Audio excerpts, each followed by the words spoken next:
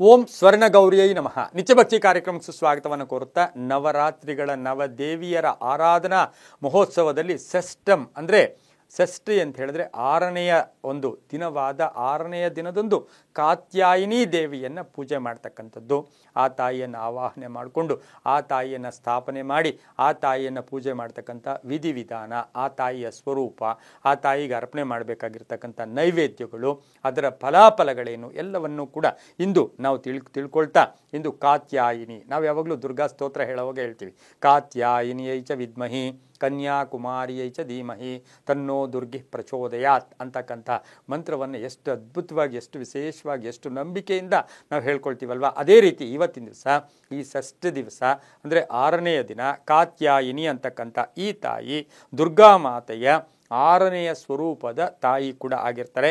ಹೆಸರು ಹೇಳೋ ಹಾಗೆ ಕಾತ್ಯಾಯಿನಿ ಅಂತಕ್ಕಂಥದ್ದು 4 ಭುಜಗಳುಳ್ಳ ಸಿಂಹವಾಹಿನಿ, 4 ಭುಜಗಳಿರುತ್ತೆ, ಆ ಸಿಂಹವಾಹಿನಿಯಾಗಿರ್ತಾರೆ.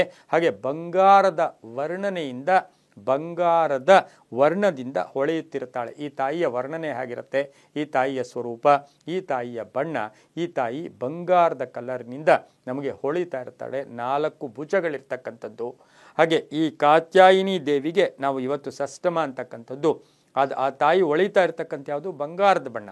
ಆದರೆ ನಾವು ಇವತ್ತು ಆ ತಾಯಿಗೆ ವಸ್ತ್ರವನ್ನು ಯಾವುದನ್ನು ಸಮರ್ಪಣೆ ಮಾಡಬೇಕು? ನೀಲಿ ಬಣ್ಣ, ನೀಲಿಯ ಬಣ್ಣದ ವಸ್ತ್ರಗಳನ್ನು ಅರ್ಪಣೆ ಮಾಡಬೇಕು. ಇನ್ನು ನೈವೇದ್ಯವಾಗಿ ಇವತ್ತು ಬ್ರಾಹ್ಮಿ ಮುಹೂರ್ತ, ಹಾಗೆ ಅಭಿಜಿನ್ ಮುಹೂರ್ತ, ಗೋಧೋಳಿ ಮುಹೂರ್ತ ಅಥವಾ ದಿನಪೂರ್ತಿ ಆ ತಾಯಿಗೆ ನಾವು ಹಾರತಿಗಳನ್ನು ಅಥವಾ ಪೂಜೆಗಳನ್ನು, ದುರ್ಗಾ ಸಪ್ತಶತಿ, ದುರ್ಗಾ ಸ್ತೋತ್ರಗಳು, ದುರ್ಗಾ ಮಂತ್ರಗಳು, ಹಾಗೆ ಇವತ್ತಿನ ದಿವಸ ಬಹಳ ವಿಶೇಷವಾಗಿ ತಾಯಿಯ ಆರಾಧನೆ ಮಾಡ್ತಾ ಇರತಕ್ಕಂಥ ಸಂದರ್ಭದಲ್ಲಿ ಕೆಲವೊಂದು ನೈವೇದ್ಯಗಳನ್ನು, ಆ ತಾಯಿಗೆ ಪ್ರಿಯವಾದ ನೈವೇದ್ಯಗಳನ್ನು ಇಂದು ಅರ್ಪಣೆ ಮಾಡಿದಾಗ ದುಷ್ಟ ಶಿಕ್ಷಣ ಶಿಷ್ಟ ರಕ್ಷಣಕ್ಕಾಗಿ ಅವತಾರ ಎತ್ತಿರತಕ್ಕಂಥ ದುರ್ಗಾದೇವಿಯ 6ನೇ ತಾಯಿನೇ ಈ ಕಾತ್ಯಾಯಿನಿ. ಇವತ್ತಿನ ದಿವಸ ಆ ನೈವೇದ್ಯಗಳು ಯಾವುದು ಅಂದರೆ, ಒಂದು ಕೋಸಂಬರಿ ಇರಬೇಕು. ಯಾವುದು ಬೇಯಿಸಿರೋ ಪದಾರ್ಥ ಅಲ್ಲಿ ಇರೋದಿಲ್ಲ, ಅಲ್ಲಿ ಹೆಸರುಬೇಳೆ ಇರುತ್ತೆ, ಸೌತೆಕಾಯಿ ಇರುತ್ತೆ, ಹಾಗೆಯೇ ಯಾವುದೇ ಮೆಣಸಿನಕಾಯಿ ಇನ್ನೊಂದು ಮತ್ತೊಂದು ಹಾಕಿರೋದಿಲ್ಲ.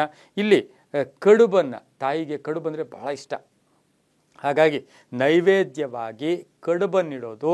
ಹಾಗೆ ಶಾವಿಗೆಯ ಪಾಯಸವನ್ನು ಈ ತಾಯಿಗೆ ಅರ್ಪಣೆ ಮಾಡೋದ್ರಿಂದ, ಹಾಗೆ ಇಲ್ಲಿ ಹೇಳ್ಕೊಳ್ಳೋ ಮಂತ್ರ ಯಾವಾಗಲೂ 9 ದಿನಕ್ಕೂ ಒಂದೇ ಮಂತ್ರಗಳಿರುತ್ತೆ, ಅದು ಬೀಜಾಕ್ಷರ ಮಂತ್ರ.